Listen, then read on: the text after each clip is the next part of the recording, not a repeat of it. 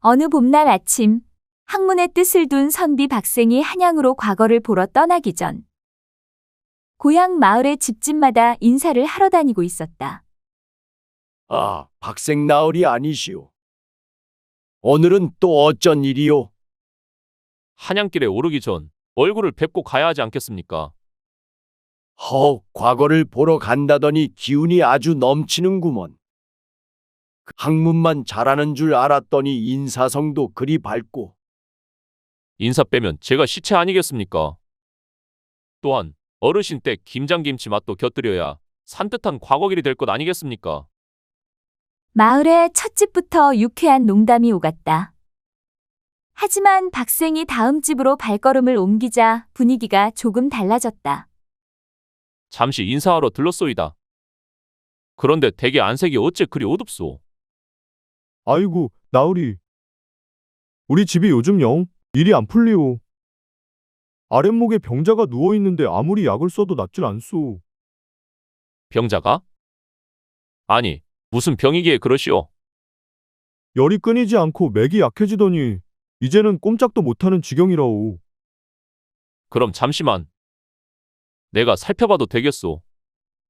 박생이 방 안으로 들어가자 기운 없는 얼굴로 누워있는 병자가 보였다. 그는 조심스레 맥을 짚고 얼굴을 살피더니 진지한 표정으로 고개를 끄덕였다. 약초만으로는 어렵겠소. 그런데 마을에 병자가 많소. 많다마다요. 집집마다 한둘씩 앓고 있소. 나으리, 한양으로 떠난다 하셨는데 이 병의 해결법은 혹시 모르시겠소? 그저 어깨 너머 잠시 배운지라. 저는 과거를 보러 가는 사람일 뿐이요.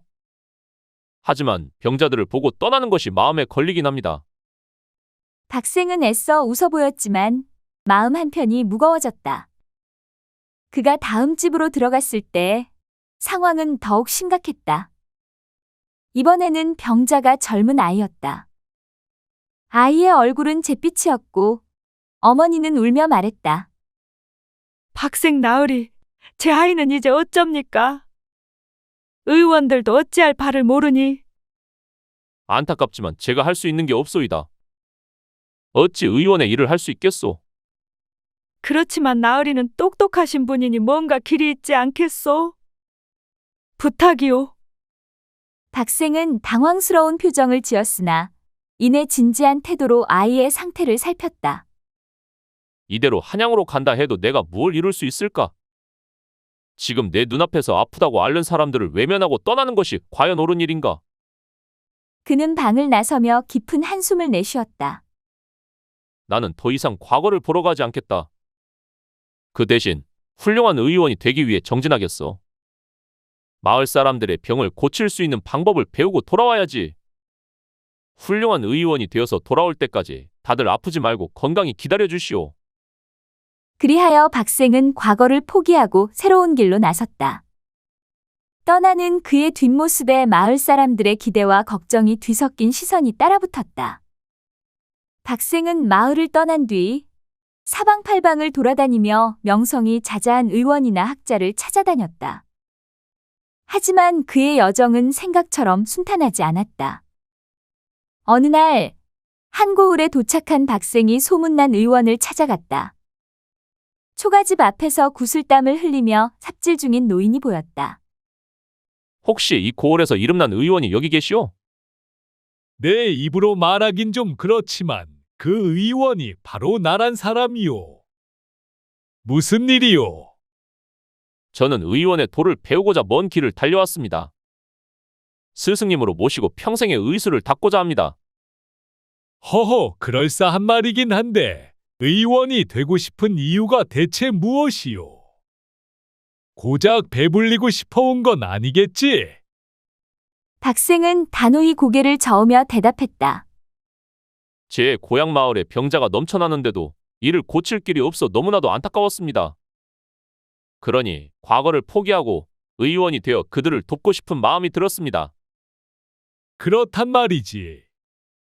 지금 이 삽을 대신 잡아보게나. 박생은 잠시 망설이다 삽을 들었다. 하지만 삽질은 박생에게 어울리지 않았다. 몇 번을 푹푹 찌르다 흙은 고사하고 자신의 발끝만 찍어댔다. 노인은 웃음을 터뜨렸다. 허허허, 됐네. 도로 삽을 내려놓게나. 자네는 삽질보단 글질에 어울리는 사람이구먼. 내가 자네의 스승이 되는 건 사양하겠소이다. 삽질로 사람의 진심을 판단하는 게 어디 있습니까? 의술은 삽질보다 더한 고됨이 있어. 이 정도로 어찌 버티겠소? 그러면 시험 삼아 딱 한 번의 기회를 주시오. 제가 여기서 밤새워 이 땅을 고르고 내일 뵙겠습니다. 노인은 고개를 끄덕였지만 그날 밤 박생은 삽질 대신 다락에서 달빛 아래 고뇌하다가 결국 떠나고 말았다. 며칠 뒤 박생은 금강산의 이름난절에 도착했다. 산길을 오르는 내내 한숨과 함께 중얼거렸다. 의술길이 왜 이리 험한 것이냐? 과거 공부는 방석 위에서 했는데 의술 공부는 왜 돌밭을 지나야 하느냐? 절에 도착했을 때 한 스님이 마당에서 다듬이질을 하고 있었다. 스님, 안녕하시오? 저는 길을 떠도는 선비 박생이라 합니다. 스님께 의술을 배우고자 먼 길을 찾아왔습니다. 스님이 박생을 물끄러미 쳐다보았다. 나는 의원이 아니네만. 발뺌 마셔도 소문을 익히 들어 알고 있습니다. 제가 스승님으로 모시고 배우고 싶습니다. 배운다는 건 쉬운 일이 아니오. 게다가 의술은 사람을 살리는 공부라 보통의 열정으론 부족하오. 그럼 열정을 시험하시지요. 무슨 시련이든 견뎌낼 준비가 되어 있습니다. 스님은 그의 간절한 태도에 잠시 고민하더니 말을 이었다. 좋소. 내 그 정성을 시험해 보겠소. 우선 이 절에서 열흘간의 기도와 노동을 하며 몸과 마음을 정갈히 하게. 그 뒤에 자네의 의지를 다시 보겠소. 알겠습니다, 스님. 그리하여 박생은 금강산 절에서 열흘간의 고된 수행을 시작했다. 쌀을 씻고 방을 닦고 짐을 나르며 평생 써본 적 없던 온갖 근육을 다 쓰는 나날이었다. 하지만 그는 밤마다 스님과 대화하며 의술과 삶의 본질에 대해 배우기 시작했다. 스승님, 사람을 살린다는 건 참으로 대단한 일이지요. 대단하긴 하지. 하지만 때로는 사람이 아니라 자신의 욕망을 먼저 살리려는 이들이 많지. 바로 무력 말이야. 저는 그런 자가 되지 않을 것입니다. 저를 믿어 주십시오. 그렇다면 내가 자네를 믿고 10년간 가르쳐 보겠네. 후로 박생은 금강산에서 스승을 모시고 의술을 배운 지 어느덧 8년이 흘렀다. 그는 이제 웬만한 병자는 스스로 치료할 정도로 능숙해졌고 동네 사람들에게도 젊은 의원이라는 별칭을 얻었다. 그는 자신의 배움이 충분하다고 여겼고 더 많은 병자들을 돕기 위해 하산을 결심했다. 하루는 저녁 공양이 끝난 뒤 스승에게 다가갔다. 스승님, 제가 드릴 말씀이 있사옵니다. 뭐가 그렇게 무거운 표정인가? 제가 이곳을 떠나 세상으로 나가야 할 때가 된 것 같사옵니다. 배운 것을 실천해야 옳지 않겠사옵니까? 스승은 조용히 차를 한 모금 들이켰다. 이제 겨우 8년을 배웠을 뿐인데 하산을 논하는가? 아직 때가 아닌 것 같네만. 스승님, 제 뜻을 헤아려 주시옵소서. 10년을 기약하였으나 이제 더 머뭇거리면 고향 사람들의 고통을 외면하는 셈이옵니다. 스승은 잠시 침묵하더니 고개를 끄덕였다. 그래. 자네가 그리도 세상으로 나가고 싶다면 말리진 않겠네. 다만 명심하게. 의술은 생명을 다루는 것이니 자칫하면 자네의 교만이 남의 목숨을 해칠 수도 있다는 걸. 스승님, 가르침을 마음에 새기겠습니다. 그리고 제가 진정으로 어려움에 처할 때 스승님께 100일 기도를 올리면 도움을 주시겠단 말씀 기억하겠사옵니다. 스승은 미소를 지으며 박생의 어깨를 가볍게 두드렸다. 100일 기도라. 그래. 자네가 마음을 다해 기도한다면 내 어찌 외면하겠나? 다만 자네가 스스로 해결하려 애쓰는 것이 먼저일 것이다. 그리하여 박생은 스승의 배웅을 받으며 금강산을 떠났다. 그는 이제 자신만의 길을 걸으며 세상의 병자들을 만나 그들의 고통을 덜어주겠다고 다짐했다. 금강산을 떠난 박생은 가는 곳마다 병자들을 치료하며 명성을 쌓았다. 그의 이름은 삽시간에 팔도에 퍼졌고 박생의원이라는 별칭까지 얻었다. 그러던 어느 날 그에게 급히 달려온 사내가 있었다. 나으리, 나으리. 제발 저희 집으로 와 주십시오. 아니, 무슨 일이길래 그리 급히 날 찾는 것이오? 저희 최진사 댁 막내 아들 말입니다. 아주 위중하옵니다. 의원님께서 아니면 살릴 수가 없다 하여 이렇게 찾아왔사옵니다. 박생은 짐을 챙기며 물었다. 최진사 댁이면 유명한 부잣집 아닌가? 다른 의원들이 많을 텐데 어찌 나를 찾는 것이오? 그게 말입니다. 다른 의원들은 모두 보지도 못하고 손을 떼더이다. 의원 나으리께서 용하다고 소문을 듣고 달려왔사옵니다. 박생은 고개를 끄덕이며 따라 나섰다. 최진사 댁에 도착하자 분위기가 심상치 않았다. 집안은 말 그대로 초상집 분위기였고 막내 아들은 기운 하나 없이 자리에 누워 있었다. 옆에서는 어머니와 8명의 누이들이 울며 지키고 있었다. 이 아이를 살려만 주신다면 무엇이든 나으리께 드리겠습니다. 목숨까지 드리겠소. 진정하시오. 먼저 아이를 살펴보겠소. 박생은 진지하게 맥을 짚고 눈빛과 피부를 살폈다. 그런데 이상한 점이 있었다. 아이의 맥은 약했지만 특별한 질병의 징후가 보이지 않았던 것이다. 이 아이는 어떤 일을 당했소? 혹시 음식에 문제가 있었던 것은 아니오? 아니옵니다. 그냥 어릴 적부터 누이들과 어울려 놀았을 뿐이요. 그런데 갑자기 기운이 빠지고 병이 들어버렸사옵니다. 박생은 고개를 갸웃하며 누이들을 돌아보았다. 8명의 누이들은 각기 다른 표정으로 동생을 걱정하고 있었다. 아니, 그런데 그는 말을 멈추고 생각에 잠겼다. 그리고는 조심스레 물었다. 혹시 누이들이 이 아이와 놀면서 평소에 무슨 행동을 하진 않았소? 여기저기서 시선을 피하던 누이들 중 하나가 조심스레 입을 열었다. 동생이 귀엽다 보니 저희가 자주 안고 쓰다듬고 뽕아를 만지며 놀기도 했사옵니다. 박생은 눈을 크게 뜨며 헛기침을 했다. 뽕아를 만졌다고. 그것도 8비나 되는 누이가? 그게 아이가 귀여워서 그랬던 것이옵니다. 그런데 왜 그것이 문제가 되옵니까? 박생은 이내 깨달았다. 이것이 문제였구먼. 8명이 아이의 기운을 빼앗아가니 아이가 병이 든 것이 아니겠소. 누이들과 어머니는 놀라 소리쳤다. 아니, 그런 일이 정말 가능하단 말씀이요? 가능합니다. 아이가 스스로 기운을 회복하려면 이제부터는 누이들이 손대지 않도록 하셔야 하오. 그리고 제가 특별히 마련한 치료를 할 것이니 잘 따라주시오.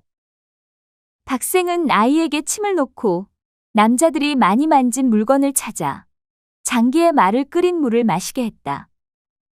이 모든 것을 마친 뒤 그는 말했다. 이제 이 아이는 괜찮을 것이오. 하지만 다시는 누이들이 아이를 함부로 만지지 마시오. 며칠 뒤 막내 아들의 상태는 눈에 띄게 호전되었다. 최진사는 크게 기뻐하며 박생에게 감사 인사를 전했다. 나으리 정말 감사합니다. 나으리 덕분에 우리 집안이 다시 평안을 찾았사옵니다. 허허, 그저 하늘이 도운 것이지요. 다만 누이들께 꼭 전하시오. 귀여워도 아이의 기운을 빼앗으면 안 된다고 말이오. 그리하여 박생은 또 하나의 기이한 병을 고치고 자신의 명성을 더욱 높였다. 하지만 그는 마음속으로 속삭였다. 과거를 봤으면 이런 일은 겪지 않았겠지. 그래도 재미는 있구먼.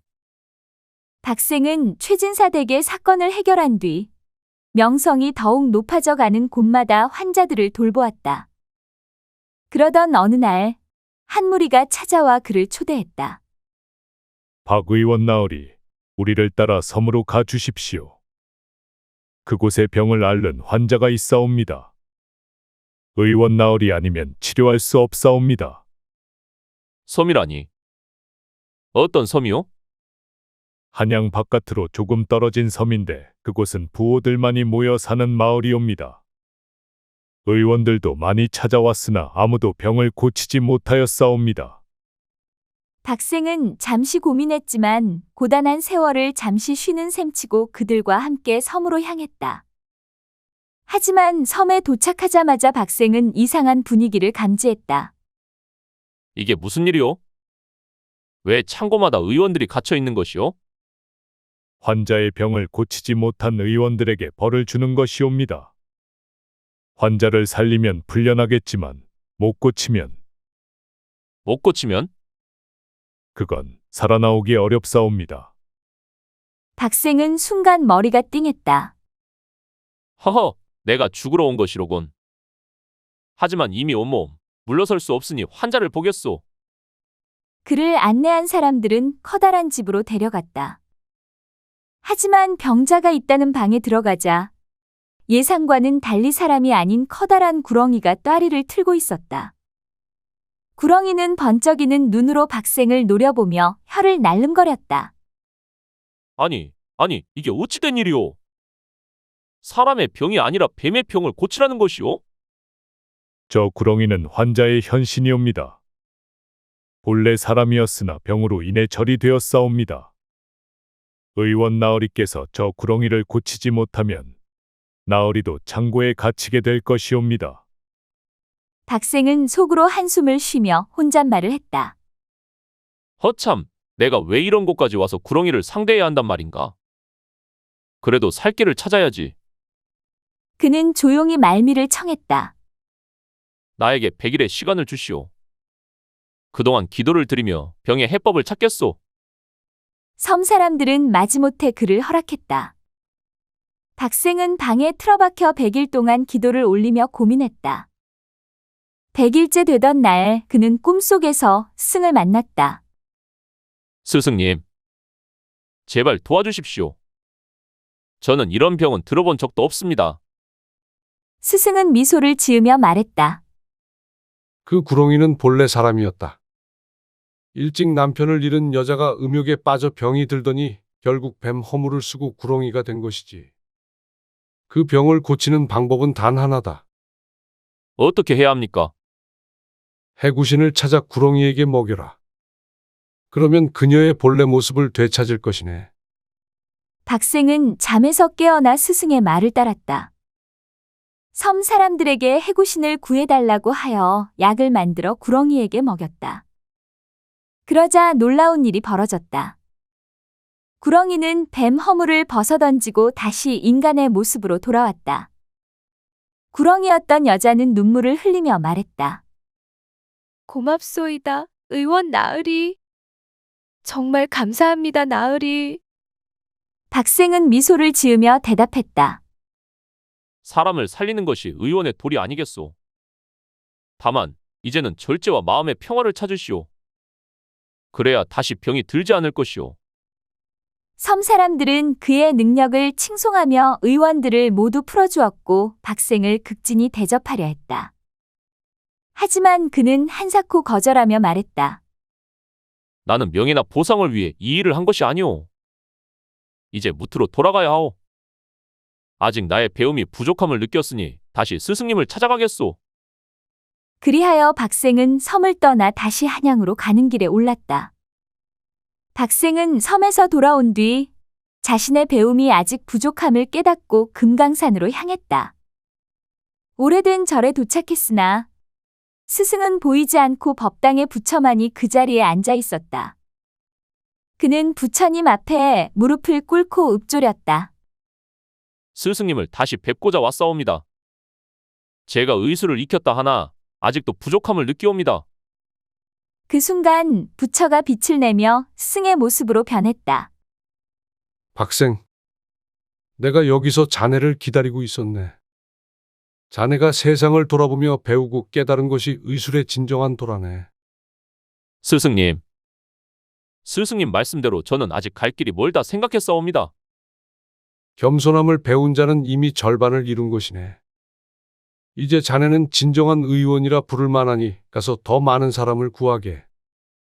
박생은 눈물을 머금으며 고개를 숙였다. 스승님, 감사합니다. 가르침을 가슴에 새기고 평생 실천하겠사옵니다.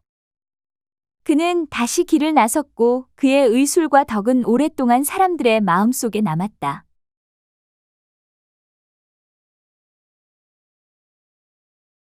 천석군 부자 장초씨는 모든 사람들이 우러러보는 덕이 넘치는 선비였다. 한양에 누가 장초씨를 몰랐으랴. 허나 그도 젊을 적에는 과거에 8번이나 낙방한 한많은 세월을 보낸 이였다. 낙방의 회한은 그의 젊음을 갉아먹었고 비가 오나 눈이 오나 그는 책에 얼굴을 묻었다. 그래도 실패 또 실패였다. 과거 보러 간다더니 과거만 밟고 오셨구려. 동네 사람들의 말에 그는 겉으론 웃었지만 속으로는 애간장이 탔다. 그 후로는 장초씨가 한양의 강학당 앞에서 낙방한 선비들 사이에 노력해도 안 되는 것은 장초씨를 본받아라 라는 우스갯소리마저 돌았다. 아들 강사는 그런 아버지의 한을 풀겠다며 일찍부터 책에 몰두했다. 그 열의가 대단해 장초씨는 속으로 뿌듯했지만 내 아들마저 나처럼 되는 것은 아닐까 하는 두려움에 잠을 못 이루었다.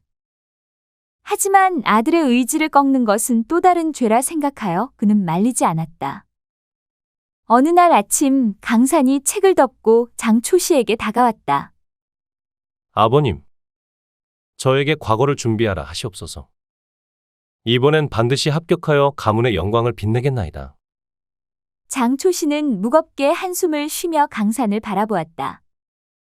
아들아, 내 포부는 크다만 세상 일이란 늘 뜻대로 되지 않는 법이니라. 그러니 이번엔 제가 그 법을 깨뜨리겠습니다. 아버님께서 쓰러진 자리에서 제가 일어날 터이니 소자를 믿어주시지요. 그 패기를 보니 내게 참으로 믿음이 가는구나. 허나 과거란 말이다. 아버님, 이번엔 제가 가문의 기둥이 될 날만 기다리시죠. 자신 있습니다. 아들의 단호함에 장초씨는 말릴 틈이 없었다. 강사는 초씨에 무사히 합격하며 그의 말을 입증했다. 장초씨는 감격에 눈물을 흘리며 기뻐했지만 그 또한 짧았다. 강사는 이후 본과에서 낙방의 고배를 마시며 아버지의 전철을 밟고 말았다. 낙방이 쌓이고 또 쌓였다. 7번의 실패 끝에 강사는 주막집으로 들어가 날마다 술로 시름을 달랬다. 마당에서 강산이 비틀거리며 돌아올 때면 장초씨는 밤을 새워 걱정하며 머리칼이 희끗해졌다. 그날 밤도 그랬다. 장초씨는 안방에서 강산의 발자국 소리를 들으며 혼잣말을 했다. 강산아, 내 팔자 역시 어찌하여 이리 고달프단 말이냐? 강산은 아무 말 없이 아버지의 방을 지나쳐 어두운 마당으로 들어섰다. 감나무 아래에서 그는 하늘을 바라보며 낮게 중얼거렸다. 달리마, 달리마. 과거가 뭐라고. 내 앞에서 이 강산이 이렇게 작아졌단 말이냐. 모두가 잠든 적막한 밤에 비틀거리며 집으로 돌아온 강산이는 앞마당에 서서 감나무 가지 끝에 매달린 금음달을 하염없이 쳐다보다가 자기 방으로 들어가지 않고 친모방으로 들어갔다. 친모는 3년 전 어린 나이에 장초씨 집에 들어왔다. 처음 집안에 발을 들였을 때 안방 마님과 하인들은 모두 그녀의 빼어난 모습에 잠시 말을 잃었다.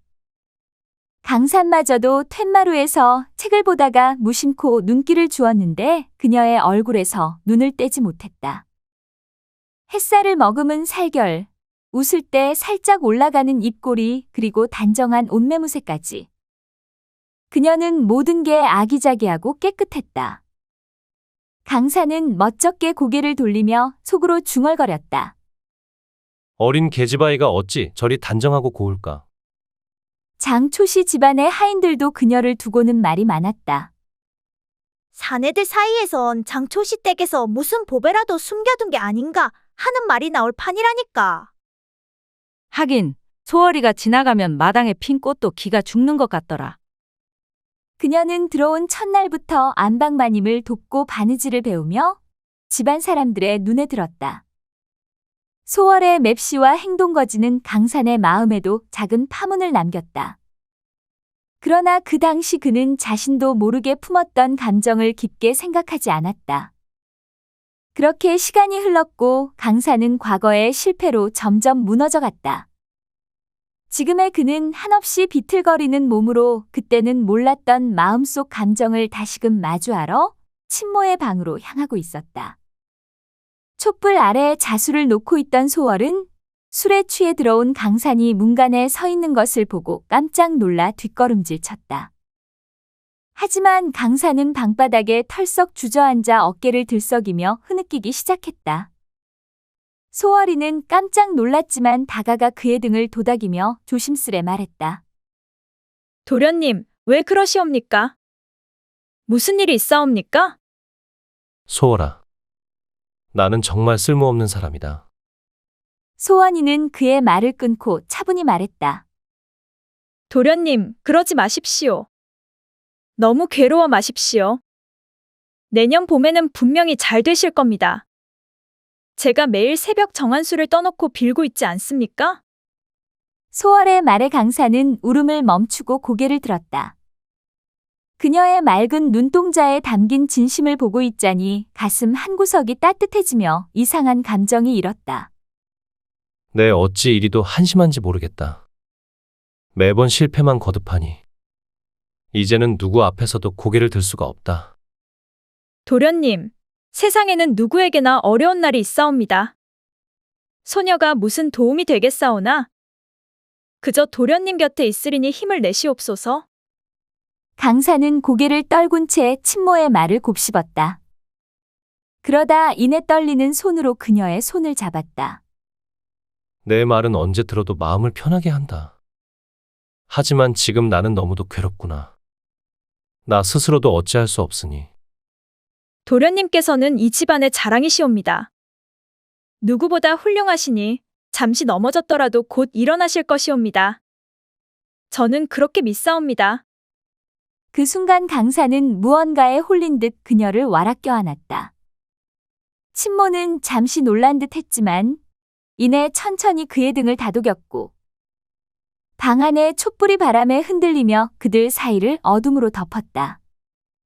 2달쯤 지나 친모가 병석에 눕게 되었다. 얼굴이 불덩이처럼 뜨겁고 몸에 수포가 돋아났으나 그녀는 아무 소리 없이 누워 있었다. 안방마님은 차분히 하인들에게 지시하며 약을 다리고 찬 수건을 갈아주었다. 참말로 어찌 이런 일이 다 있단 말인가? 이게 무슨 병이란 말이야. 안방마님은 조용히 혼잣말을 하며 소월의 이마를 짚었다. 소월이는 간신히 눈을 떴다. 그녀는 안방마님의 손길에 작은 목소리로 말했다.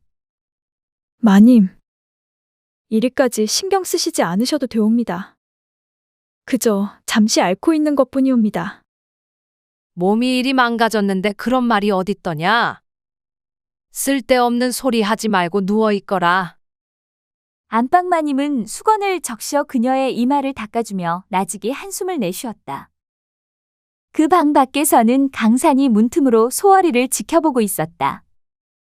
그는 멍하니 병들어 누워있는 그녀를 훔쳐보고 있었다. 소월이의 창백한 얼굴에 돋아난 수포를 본 그는 주먹을 꽉 쥐었다. 내가 이렇게 만든 것이구나. 그러나 그는 방에 들어가지 못했다. 대신 그 자리에 한참을 서 있다가 끝내 고개를 떨군 채 발길을 돌렸다. 보름 만에 소월이가 자리에서 일어나긴 했으나 거울을 보고 말없이 털썩 주저앉았다. 그녀의 손끝에 들린 거울 속 모습은 더 이상 그녀가 알던 얼굴이 아니었다. 곱던 피부는 울퉁불퉁하게 얽혀 있었고 예전의 고운 얼굴은 온데간데 없었다. 그녀는 거울을 내려놓고 작은 한숨을 내쉬었다. 이제는 내가 이 집에 더 머물러선 안 되겠구나. 그녀는 밤늦게까지 생각에 잠겼다. 안방마님과 강산에게 미안하고 고마운 마음뿐이었다. 보잘것없는 자신을 돌봐준 이들에게 고마워 발걸음이 무거웠다. 며칠 뒤 꼭두새벽. 소월이는 작은 보따리를 챙겨들고 대문을 조용히 나섰다. 하늘은 아직 어둠이 짙었고 마당에는 감나무 가지 끝에 걸린 금음달이 희미하게 빛나고 있었다. 더 이상 이 집에 머물러선 안 되지. 도련님께도 마님께도 더는 짐이 되지 않도록 떠나야 한다. 소월이는 한 걸음 한 걸음 대문을 나섰다. 멀리 강가로 가는 길에 안개가 자욱히 깔려 있었다. 강가에 다다르니 배가 어렴풋이 보이기 시작했다. 그녀는 그 배를 향해 다가가며 마음을 다잡았다. 이곳을 떠나야 도련님이 편할 것이다. 도련님, 강령하게 잘 지내십시오. 그 순간 뒤에서 헐떡이며 뛰어오는 발소리가 들렸다. 소월이는 뒤돌아보았는데 그녀를 향해 달려오는 이는 바로 강산이었다. 못 간다? 그는 숨을 헐떡이며 외쳤다. 도련님, 부디 돌아가시옵소서. 저 같은 자가 어찌 더 이상 여기에 남아있을 수 있겠사옵니까? 강산은 그녀의 보따리를 빼앗아 들고 단호히 말했다. 어디도 가지 말아라. 내가 너를 보낼 리가 없지 않느냐. 나도 더 이상 아무것도 할 수 없을지라도 너 없이 살아갈 수는 없다. 소월이는 말을 잇지 못하고 그저 눈물을 흘렸다. 강산이가 제 아비 앞에 꿇어앉아 소월이가 홀몸이 아니라는 걸 고백하고 이제는 과거를 접고 농사를 짓겠다고 아뢰었다.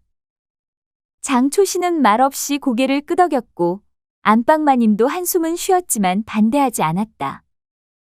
혼례 후 며칠이 지났다.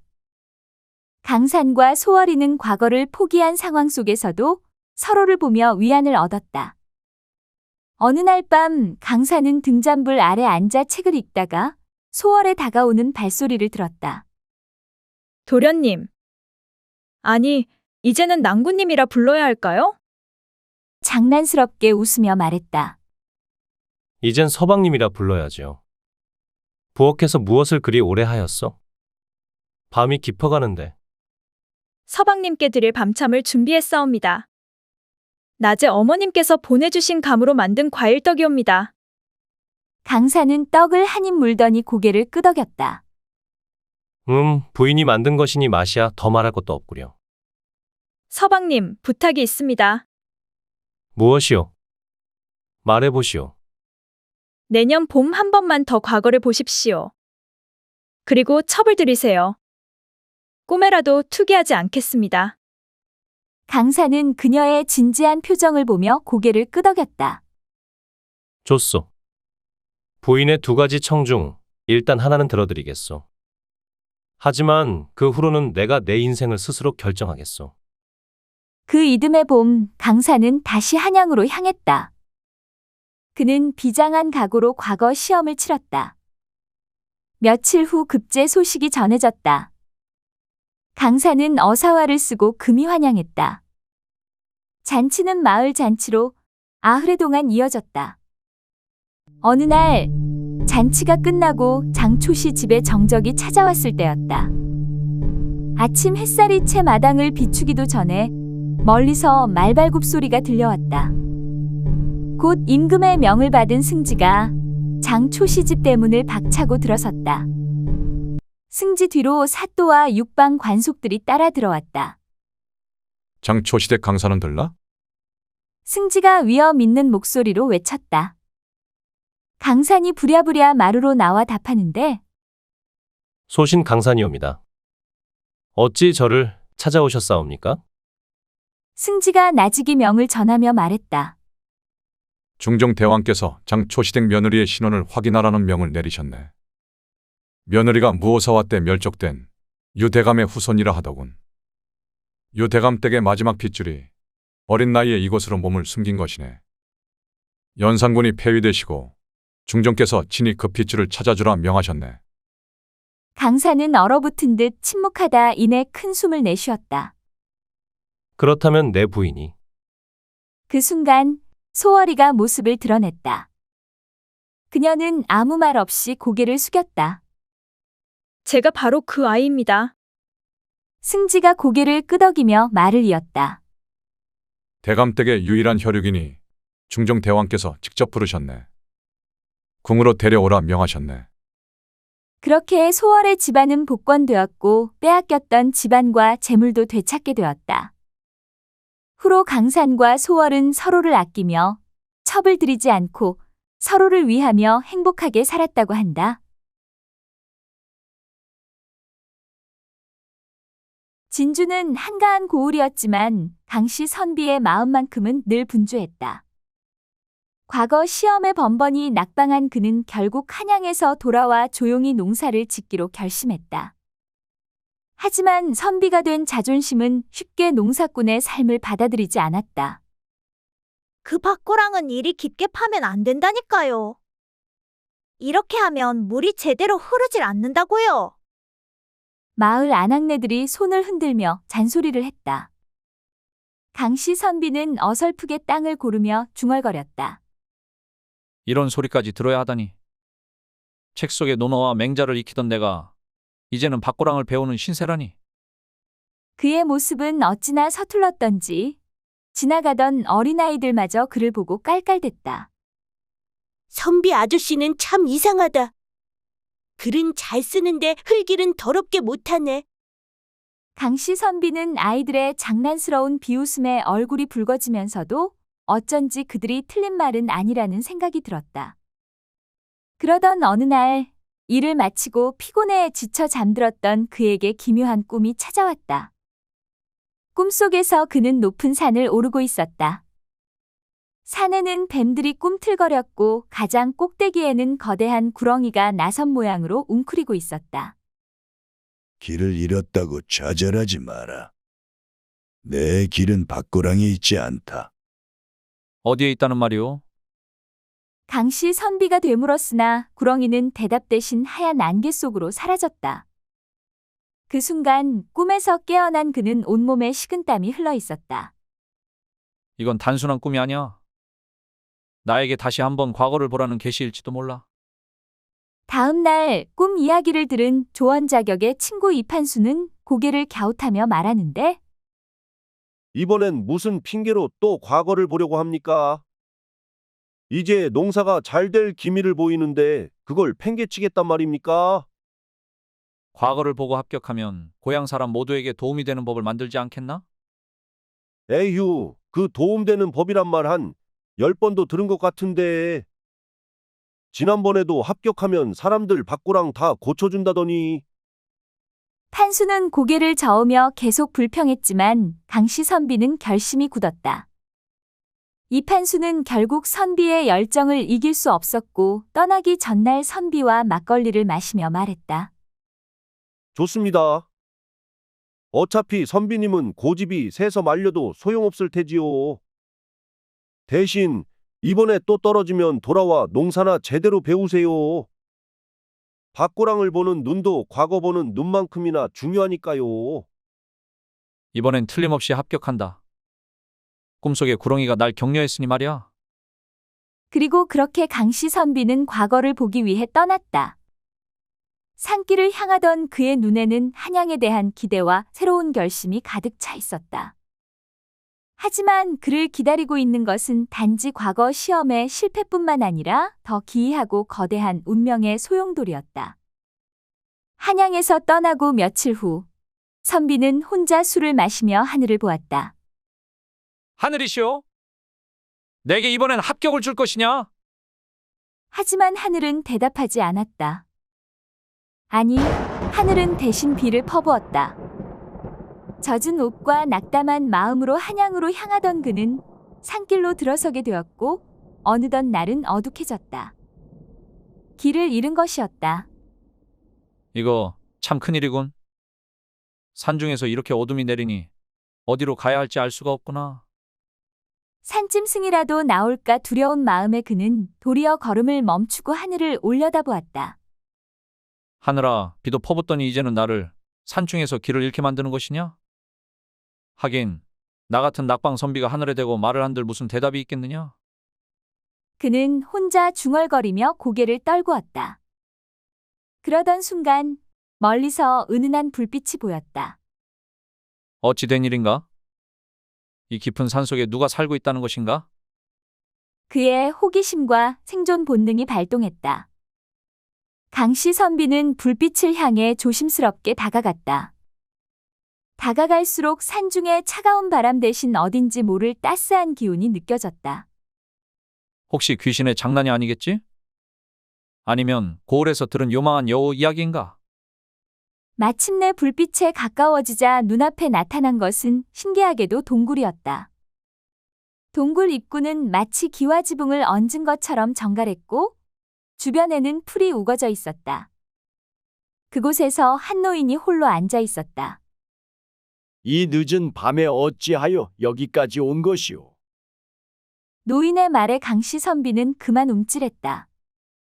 예, 저는 진주에서 온 선비로 길을 잃고 이 산속에서 방황하다가 불빛을 보고 다가왔습니다. 그렇군. 그렇다면 하룻밤 묵고자 하는 것이겠지? 강씨 선비는 급히 고개를 숙이며 말했다. 예, 그렇습니다. 이 어둠 속에서 더 헤매다가는 큰일이 날까 염려되어 실례인 줄 알지만 머물기를 청합니다. 노인은 잠시 선비를 살펴보더니 짧게 한숨을 내쉬었다. 자고 가는 것은 어렵지 않네만. 하지만 내 아들들이 조금 있으면 돌아올 터인데 이들이 사냥해서 피를 보고 오는 것이 문제요. 그들이 자네를 보고 반가워할 리는 없을 것이요. 그러니 어서 떠나는 것이 좋겠소. 강씨 선비는 흠칫하며 되물었다. 사냥해서 피를 보고 오신다니 그게 무슨 말씀이십니까? 말로 해도 믿지 않을 것이니 그냥 떠나시오. 이 노인이 충고하는데 풀숲에라도 몸을 숨기고 날이 밝기를 기다리시오. 강씨 선비는 노인의 경고에 두려움을 느꼈다.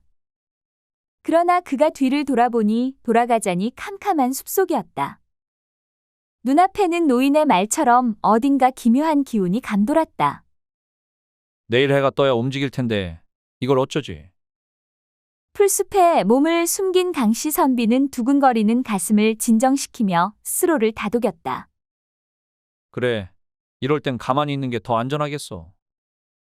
그는 속으로 중얼거렸지만 얼마 지나지 않아 숲속이 이상한 소리로 가득 차기 시작했다. 땅이 진동하며 나뭇가지가 부러지는 소리가 들려오자 선비는 숨을 죽이고 몸을 더욱 낮췄다. 뭐지? 이건 단순한 산짐승의 발소리가 아니다. 그가 긴장하며 동굴 쪽을 바라본 순간 상상을 초월한 광경이 펼쳐졌다. 3마리의 거대한 구렁이가 풀숲을 헤치고 동굴로 다가오고 있었다. 그들은 매끄럽고 검푸른 비늘이 달빛을 받아 반짝였고 움직일 때마다 땅이 흔들리는 듯했다. 저게 뭐야? 이건 꿈이 틀림없어. 그는 손을 덜덜 떨며 속으로 말했다. 구렁이들이 동굴로 들어가자 신비로운 일이 벌어졌다. 거대한 뱀들이 점점 빛에 감싸이더니 건강하고 건장한 3사람의 모습으로 변해 노인 앞에 앉았다. 첫째가 노인을 향해 고개를 숙이며 말했다. 어머님, 사냥에서 무사히 돌아왔습니다. 둘째가 뒤이어 웃으며 말했다. 오늘은 별다른 일이 없었습니다만 나름대로 재미는 있었습니다. 노인은 고개를 끄덕이며 말했다. 그래, 모두 무사하다니 다행이구나. 그런데 셋째야, 너는 어째서 그렇게 기분이 좋아 보이느냐? 셋째는 배를 두드리며 웃었다. 아버님, 오늘 저는 아주 만족스러운 피를 마셨습니다. 그 맛이 얼마나 뛰어났는지 아직도 입안에 감돌고 있습니다. 뭐라고? 어디서 그런 피를 찾았느냐? 셋째는 의기양양한 표정으로 대답했다. 영궁연의 한 관청 관리의 집에서 말이오. 우물 옆 숲속에 숨어 있으니 그 집 주인이 술에 취해 신선한 우물물을 찾더군요. 그의 아내가 물을 기르러 나오자마자 그녀의 발 뒤꿈치를 물어 그 따끈하고 혈기 있는 피를 배불리 빨았지요. 노인은 셋째의 말을 듣고 갑자기 표정이 어두워졌다. 깊은 한숨을 내쉰 그는 머리를 가볍게 저으며 말했다. 어리석구나. 어리석어. 너의 탐욕이 우리 모두를 위험에 빠뜨릴 것이다. 셋째는 당황한 얼굴로 되물었다. 무슨 말씀이십니까, 아버님? 단지 피를 마셨을 뿐인데요. 그 집 주인이 관청의 높은 관리라니 그는 모든 것을 구할 수 있는 사람이다.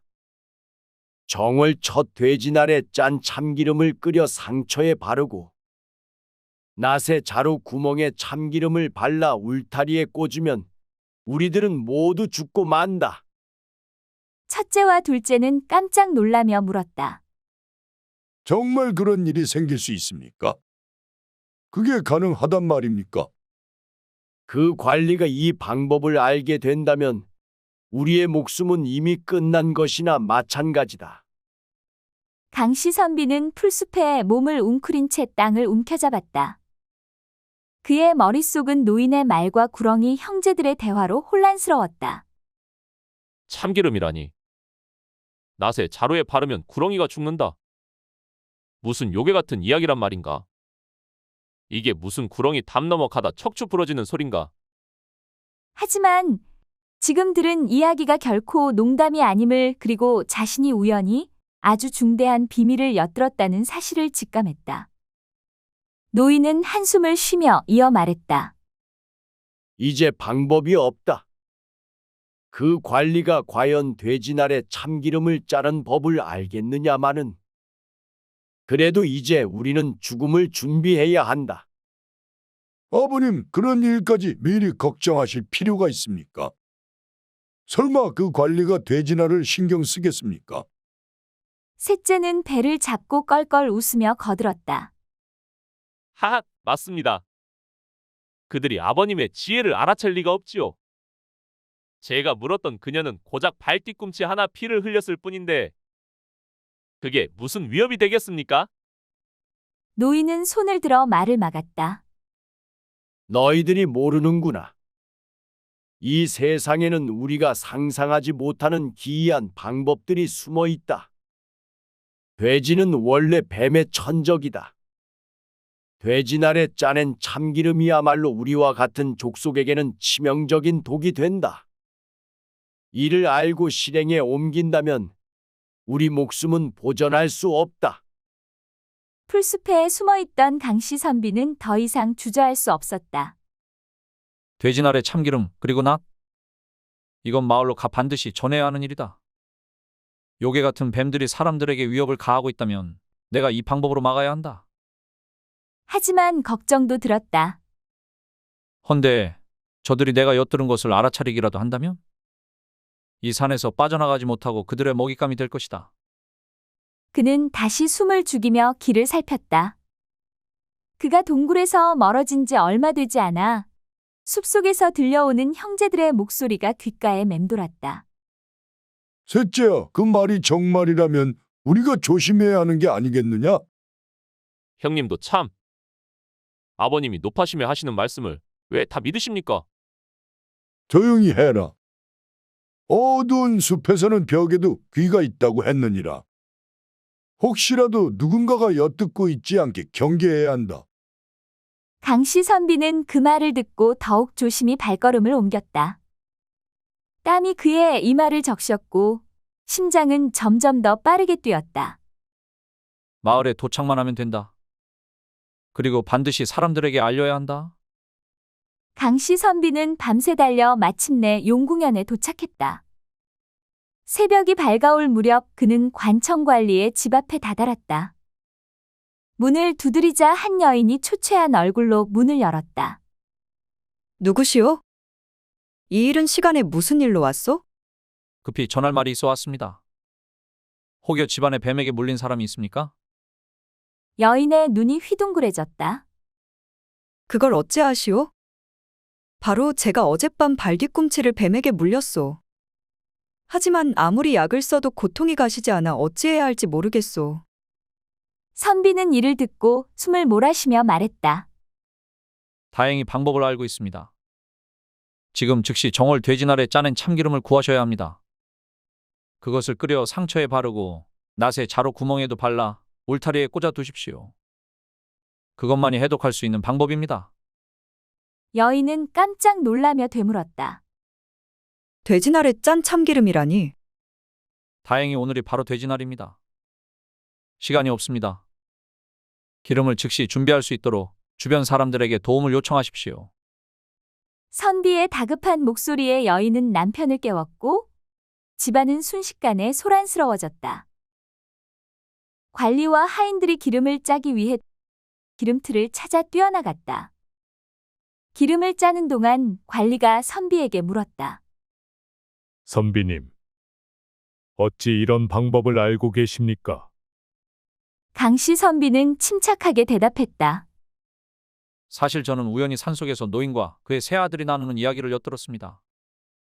그들은 뱀의 모습으로 변할 수 있는 요괴 같은 존재였으며 사람의 피를 빨아들이는 무서운 자들이었습니다.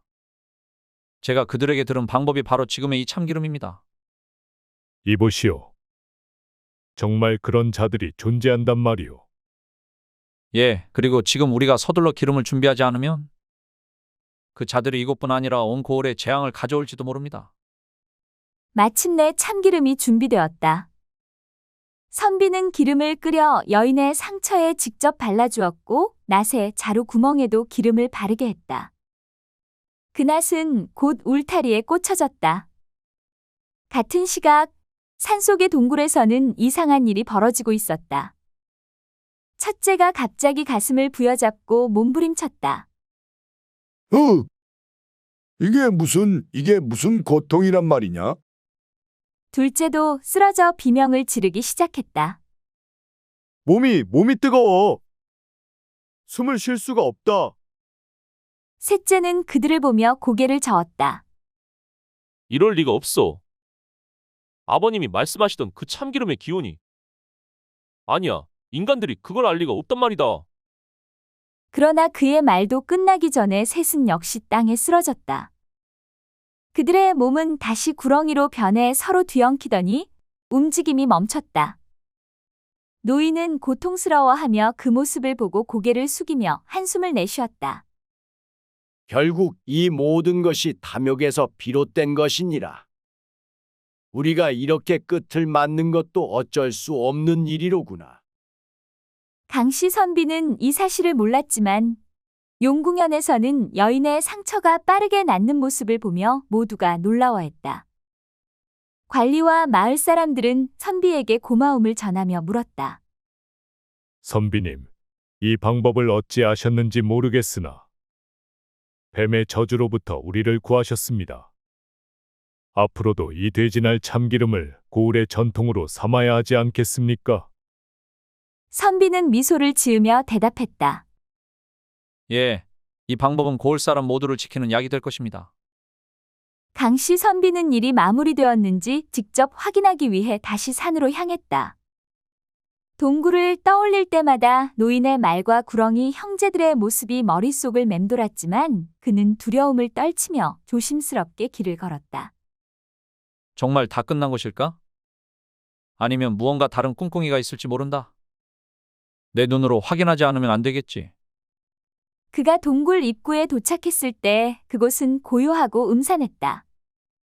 동굴 안에는 거대한 구렁이 4마리가 서로 뒤엉킨 채 죽어 있었다. 검푸른 비늘은 이미 빛을 잃었고 그들의 몸은 돌처럼 굳어 있었다.